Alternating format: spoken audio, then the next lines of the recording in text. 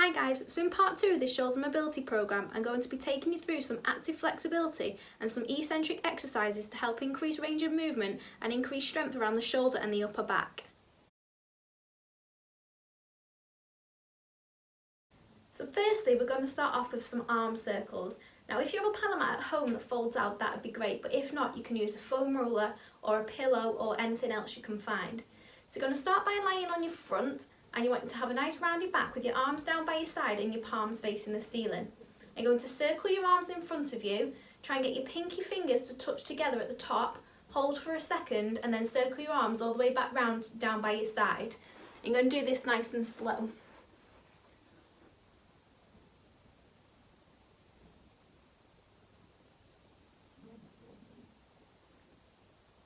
You want to try and keep your hands off the paddle mat or off the object in front of you, and you want to make sure that you're just using the upper back muscles. So to do that, we need to make sure we've got our hips tucked under and our belly button tucked in. You want to try and increase the height of the objects in front of you, but you want to make sure that you're doing it with the correct technique. So you might just want to start on the floor first, or even do it over an edge such as your bed, working on pulling your belly button in and just working those upper back muscles. Next, we're going to move on to W slides, and for the first step you're going to lie on your back with your knees bent and your back pressed into the floor. And you're going to bend your arms up, head on the floor. You're going to try to get the back of your hands to touch the floor and then back up again. Now if you can't manage this, you can stick to doing 10 of these. If you can manage to get your hands on the floor, you're going to do the same again. Straighten your arms up to your ears and then back down and then back up. So you want to make sure that you're keeping everything flat on the floor and make sure you're engaging your core and not letting your ribs stick out. And you're going to do 10 of these. Now on to W wall slides. So you're going to start by sitting on the floor, and you can either have your legs bent up or crossed in front of you. You're going to put your arms in a W shape and keeping everything flat on the wall. You've got to try and straighten your arms, touch your thumbs at the top, and then arms back down to a W. Now make sure we're doing this really slow and make sure you keep breathing as you do it and keep everything flat on the wall. And you're going to do 10 of these. So moving on to the last progression of the W slide, you're going to do this one lying on your front. So you're going to lie on your belly with your arms in a W shape. You're going to lift your arms off the floor, straighten your arms out in front of you, and as you try and get your hands touched together, you turn your palms to the ceiling. And you're going to hold for a second and then come slowly back down to the W shape.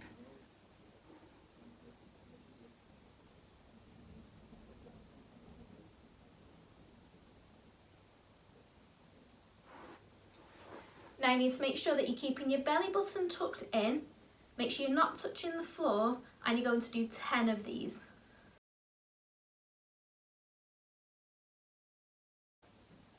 So moving on to some eccentric exercises that can also help with lengthening the muscles.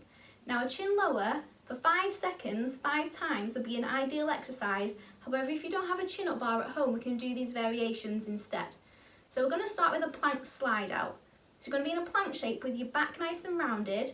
You want your arms slightly externally rotated, so that means palms wider than your elbows and your thumbs facing the ceiling.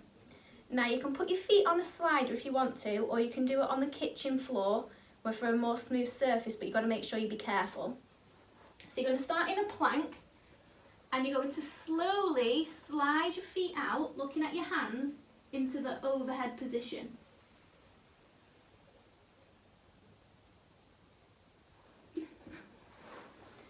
So you want to try and lower down to the floor for 5 seconds, and you want to do this 5 times. Now you've got to make sure that you're keeping your back nice and rounded and you go into that overhead position and squeeze really tight. Another great alternative for chin lowers if you've not got a chin up bar at home would be to get a TheraBand and hook it over the door and shut the door. And then you're going to hold on to the TheraBand, going to pull your elbow backwards, and you're going to slowly straighten your arm.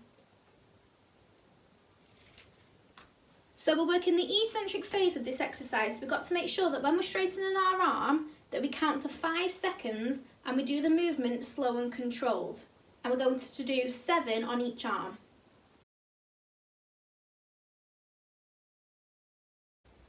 Lastly, I'm going to take you through some basic rotator cuff strengthening exercises. The rotator cuff is a group of small muscles that help stabilise the shoulder when performing the movements that we need for gymnastics. Most of our conditioning exercises use the larger muscle groups that we already talked about in part 1, such as your lats and your teres major and your pec. And these 4 smaller rotator cuff muscles tend to get neglected, so it's very important that we add these into our shoulder programs. The first few we're going to start off with is the I, Y, W and T lifts. So starting with the I, you're going to lie on your front with your belly button tucked in and your forehead on the floor. And you're going to slowly lift your arms off the floor 10 times without touching the floor.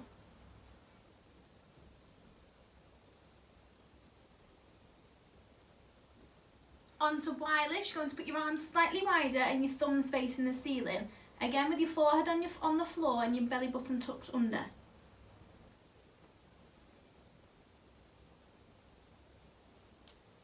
And onto the W, bend your arms up.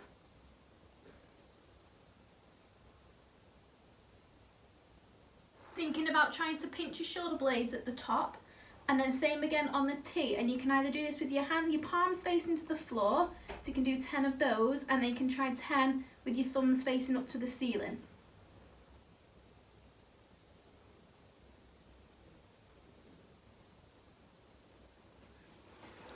Again, thinking about pulling your shoulder blades together at the top of each one, and you're going to do 10 of them nice and slow without touching the floor.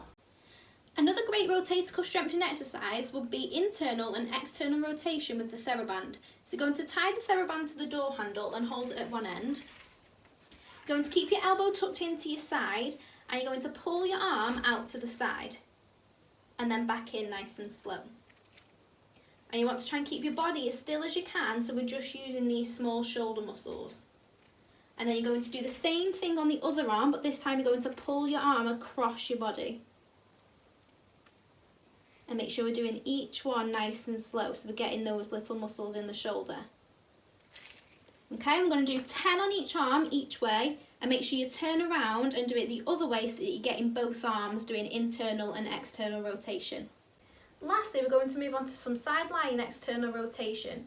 So if you have some light dumbbells at home, you can use those, or you can use a can from the cupboard. And you're going to lie on your side with your elbow tucked in, and you're going to lift your arm, rotate your arm up, and then back down nice and slow 10 times. And you can do 2 sets of 10 on each arm. Make sure you're keeping your elbow tucked in at your side the whole time. So completing both the soft tissue foam rolling stretching exercises and the active flexibility and eccentric strengthening exercises a couple of times a week will help improve your overall upper body strength and increase your overhead range of movement, which is essential for your gymnastics. So thanks for watching the videos, and I hope you find them useful, and I'll see you guys soon.